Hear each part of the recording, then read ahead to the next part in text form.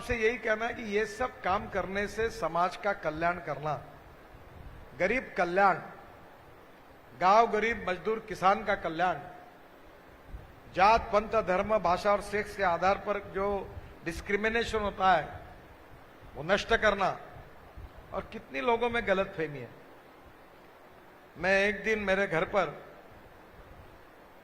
1:30 बज गया, एक एमएलए अपने थे, बड़े सीनियर थे, अब नाम बता दो, नाना श्यामकुड़े थे।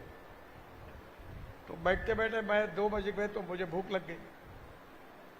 तो मैंने घर में पत्नी को कहा कि मेरे साथ 4-5 लोग हैं, डाइनिंग टेबल मेरे घर पे 12 लोगों का है, तो अड़चन नहीं होती, और हर रोज खाना बनता ही है 30-40 लोगों का। तो मैंने कहा कि 5-6 लोग हैं। घर वाले चिल्लाते नहीं तो बोलते समय पर बता देते हो, तो मतलब पहले ही बना के रखो। तो मैंने नाना को बोला कि नाना चलो खाना खाएंगे फिर बात करेंगे। तो नाना शाम के ने पूछा मैं आऊं खाना खाने? मैं क्या तुमको नहीं, तुम्हारे भूत को बोल रहा क्या? तुम चलो। तो बोले तुम्हारे घर में तुम्हारे टेबल पर मैं बैठ सकता हूं? मतलब क्यों नहीं बैठ सकते? किसने बताया आप? मैंने बोला हमारे ये बात हम मानते नहीं, हम सब एक है, हमारा कार्यकर्ता, हमारी जनता, हमारा परिवार है। और मैंने कल कहा था कि मैं नागपुर का लोक प्रतिनिधि हूं, नागपुर की जनता मेरा परिवार है और मैं इस परिवार का कर्ता पुरुष हूं, ये मेरी जिम्मेदारी है। और कोई भी व्यक्ति हो, मैं भारतीय जनता पार्टी का कार्यकर्ता हूं, पर जिसने मुझे वोट नहीं दिया उसका भी काम करूंगा, क्योंकि मैं मंत्री देश का हूं, पार्टी का जरूर हूं।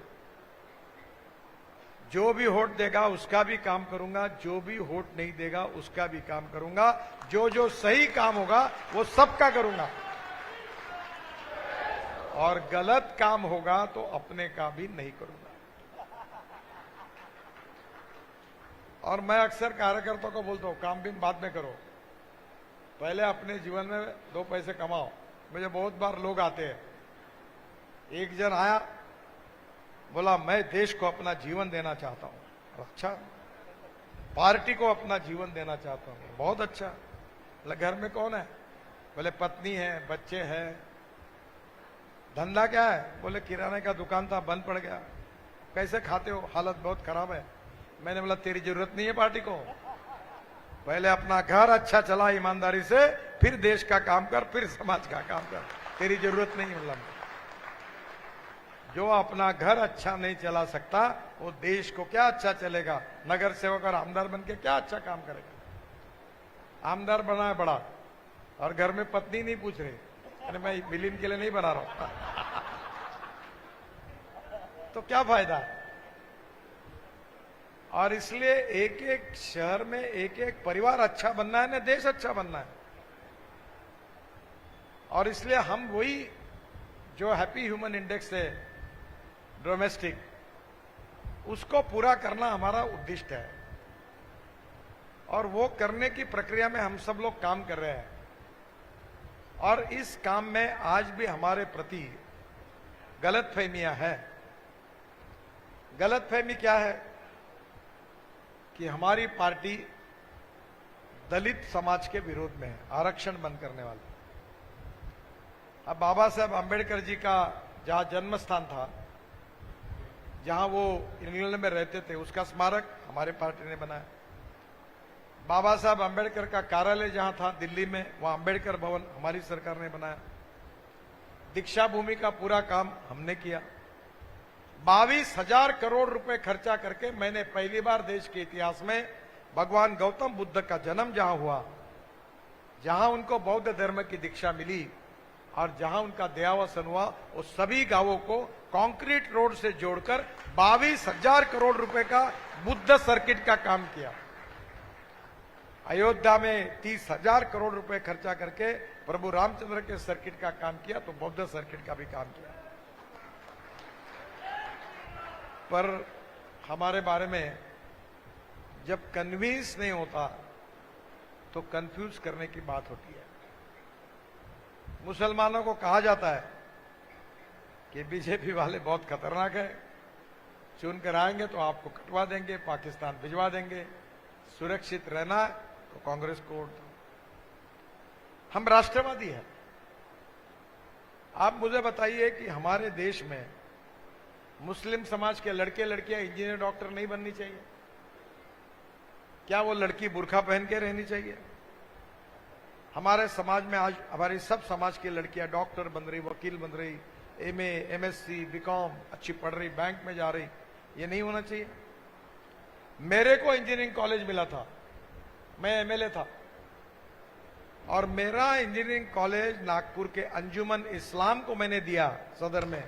और आज मुस्लिम समाज से 10,000 से ज्यादा लड़के लड़कियां उस कॉलेज से इंजीनियर बनी। वो कॉलेज देने का काम मैंने किया, तो क्या हम मुसलमानों के विरोध में हैं? ताजबाग का इतना अच्छा सौंदर्यीकरण हमने किया, ताजुद्दीन बाबा के वहां। हाँ, एक बात जरूर है, जिन्होंने वहां जमीन हड़पने का काम किया, पेटी का पैसा खाया, उनके ऊपर हमने कठोर कार्रवाई की। मैं कहा बाबा का पैसा है, जिसने जिसने माल कमाया उसकी पूरी धुलाई करो, नो प्रॉब्लम। बाबा का पैसा हराम का किसी को नहीं खाने देंगे। मंदिर और मस्जिद में भगवान का पैसा होता है, उसको हाथ नहीं लगाना। वो प्यारे खान को हमने अध्यक्ष बनाया, और मैंने उसको उदाहरण बताया कि गजानन महाराज का मंदिर है शेगांव में, और वहां मैं गया था। वो पाटिल जो थे वहां के ट्रस्टी बेचारे, उनका देहावसन, उनका लड़का काम करता है। मेरे को वहां मंदिर में बुलाया, मेरा सत्कार किया दर्शन होने के बाद, और चाय पिलाया। तो मैंने कहा साहब, पाटिल साहब आप भी लो ना। बोले नितिन जी, मैं इस मंदिर में पानी भी नहीं पिया हूं पिछले 40 साल से। मैं यहां केवल सेवा करता हूं, इस मंदिर में मैं पानी भी नहीं पीता हूं, पानी भी घर से बोतल में लाता हूं, चाय पीने का सवाल ही नहीं। ये भगवान की सेवा करने वाला आदर्श हमारे पास है। और वहां साले पेटी से पैसा निकाल निकाल के रफा दफा करना, ये कैसे चलेगा? तो मैं आपको यही कहूंगा कि ईमानदारी से पैसा कमाना गुनाह नहीं है। मैं बहुत कार्यकर्ता को करो, काम करो, पर ईमानदारी से सेवा का काम करो। हमारे यहाँ बहुत लोग आते हैं राजनीति में काम कर रहे हैं, क्या कर रहे हैं? सेवा का काम कर रहा हूं, क्या ये काम करा दो। मतलब भड़वेगिरी का काम है, सेवा का काम होता है क्या?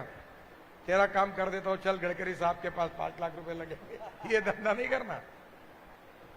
काम तुम्हारा लेके आओ, जरूर होगा, ये काम मत करो। मेरे ध्यान में आता है ये बात। तो मैं आपको एक ही बात बताऊंगा कि हमारी पार्टी को, हमारी संस्कार को, हमारी विचार को, हमारी कार्य पद्धति को, हमारी संगठन को और हमारे उद्दिष्ट को पूरा करने वाले आप सब कार्यकर्ता हैं।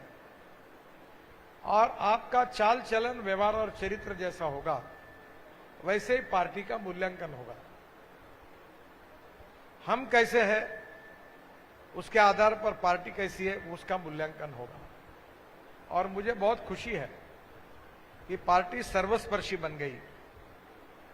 मां बहनें अपनी अच्छी कार्यकर्ता बनी हैं, अच्छे अच्छे लोग पार्टी में आए हैं।